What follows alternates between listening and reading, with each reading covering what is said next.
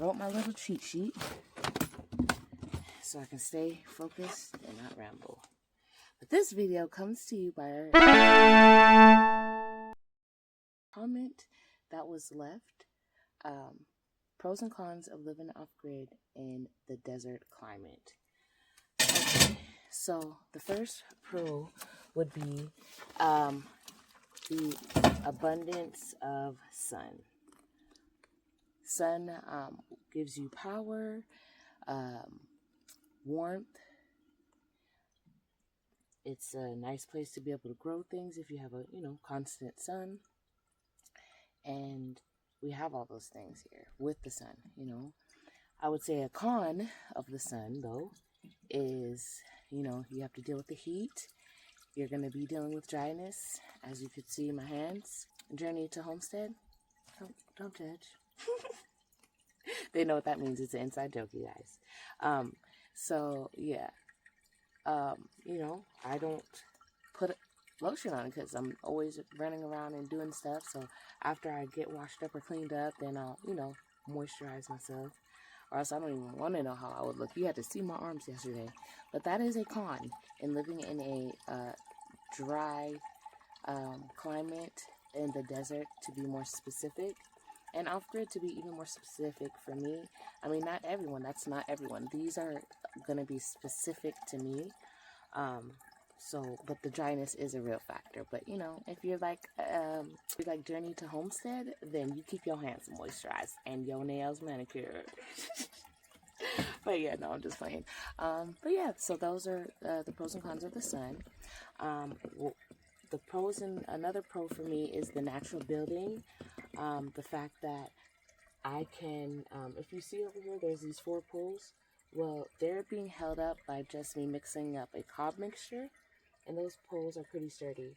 So the one in the far corner, it's that corner there, that one is the most secure, and I was more intentional about the mixture. It was still shady, so it was cool, and I was, I did a better ratio is what I'm thinking, because that one's pretty secure.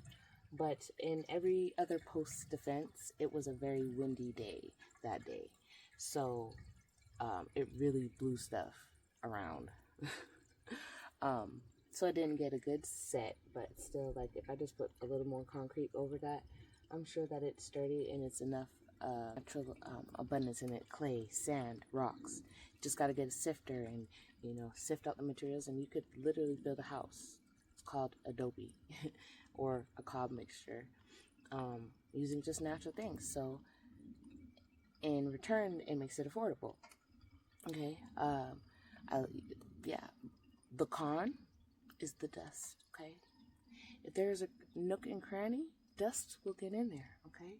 Things just tend to look dirty. I hosted a family, a mom and her son, and they didn't make it. They were like, "It's just dirty. It's just so dirty." And yes, off-grid starting off, you got projects everywhere, you got things everywhere. This is when I started off.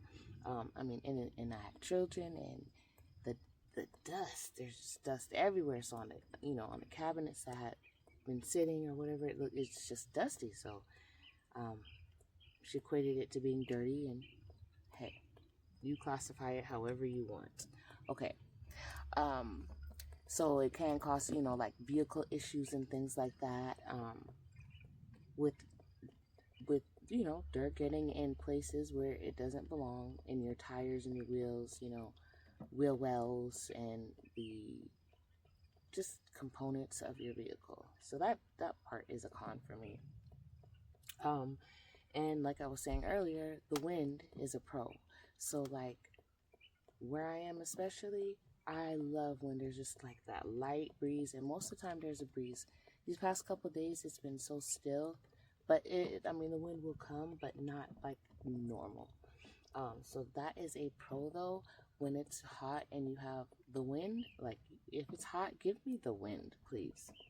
The con is when the winds be like howling, whatever it is that they're doing, doing their wind thing.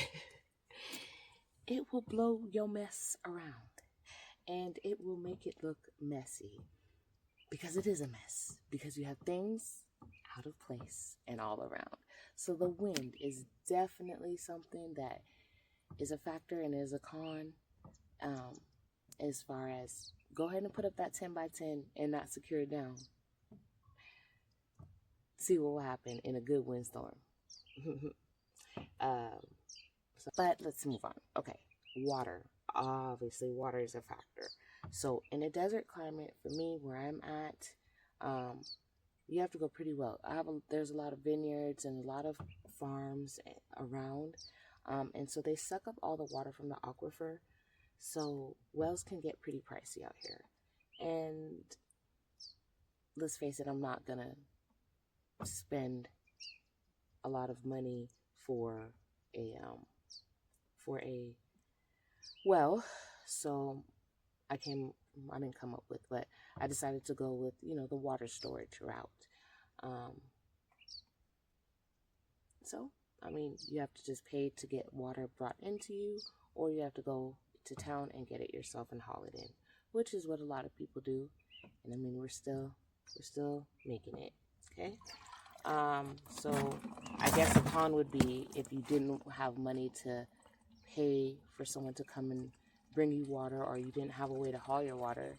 That would definitely be a con in the desert, because water's not just like abundant, like for example in places where it rains a lot, like my home state, Washington. Yeah, it rains a lot there. You can catch a lot of water, but the caveat is you don't have the sun as much. So water, sun, I don't know. Okay, so another con for me, and I didn't see the pros in it, except that's how God made the ecosystem, but other than that, they're just a nuisance to me, would be the desert animals. The field mice, the snakes, though I am blessed, and I don't have sightings like that on my property with snakes and things like that.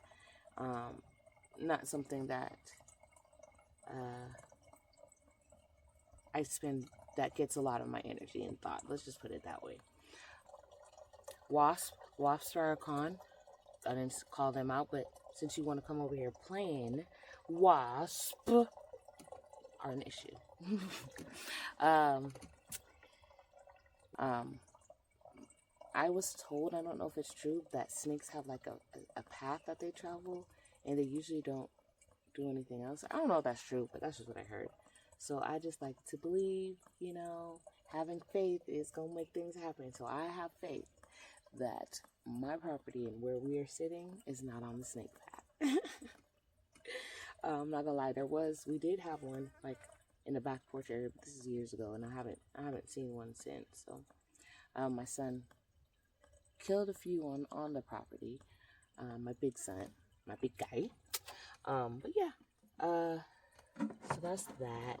As far as the desert animals and things like that, even rabbits and stuff like that, which, side note, let me not say I wish I had some cows coming through here, but I wouldn't mind finding where some cows be chilling and going to get some fertilizer, some of their patties, wouldn't mind. But I do have jackrabbits, so I had a thought maybe me and the kids could walk around and look for pellets. We might go on hunting for pellets. I'm serious though. Okay. So let's see. So this is not necessarily specific to climate, but it kind of is. Okay. So most people don't prefer this climate, so it makes this place less desirable, which keeps the market more affordable than other places. So that's a con. It's not a con, that's a pro. Yeah, so I would say the pro to living in a harsher climate is the affordability. And if you just put in that work and, slowly build up infrastructures, you could be more comfortable. And the other con that I have is the extreme heats and extreme colds. So where I'm from, it's very moderate, very temperate. The degrees ain't shifting like that. So in the summertime, it could be 100.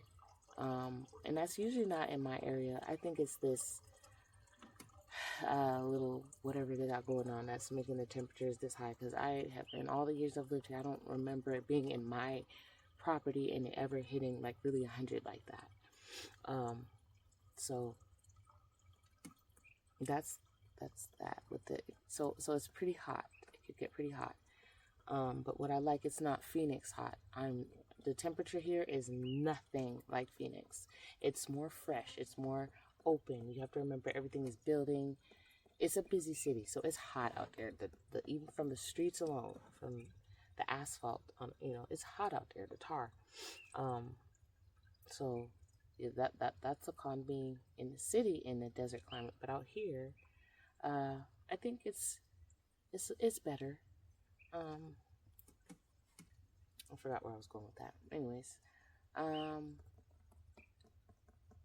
so because people don't want to live here, I find it more affordable in rural areas than a rural area in Washington or like New York and places like that are more expensive. But I'm not gonna lie, I wouldn't mind some pine trees, though I love my property. I have trees everywhere. So I like the natural, the green and stuff that is here. So that's a pro for me, that my property has like a lot of mesquite trees, which could provide shade and wood burning, which everywhere that has trees is burning. So that's pretty generalized. Okay. And let me finish up this thing. Yeah, so I was talking about extreme colds and heats. Yeah. So with the extreme cold in the wintertime, it could get up to like, say, in the 60s and the 70s and drop in the teens at night. That's a drastic drop. Where in Washington and other places, there's like maybe a 10, 15 degree difference, maybe 20 degrees between day and night, the hottest time of the day and the coldest time. But yeah, I mean, it's the extremes. But again, if you can do things for the cons, I mean, every con on my list has a solution. So I think that's the thing. If you have a solution to the problems that you face, if you're clearly aware of the issues that you have. I mean, I'm trying to think of other things that aren't so like, duh, I knew that. But I mean, that's pretty much it. Sun damages your things. You have to protect your things. Water is an issue. If you don't have a way to store it and keep up and get to it and refill it, because but I think that's everywhere. But the power and just the sun being a power source and for energy and plants, it just kind of outweighs the cons. Okay, so all my cons are pretty much outweighed, is why I'm here.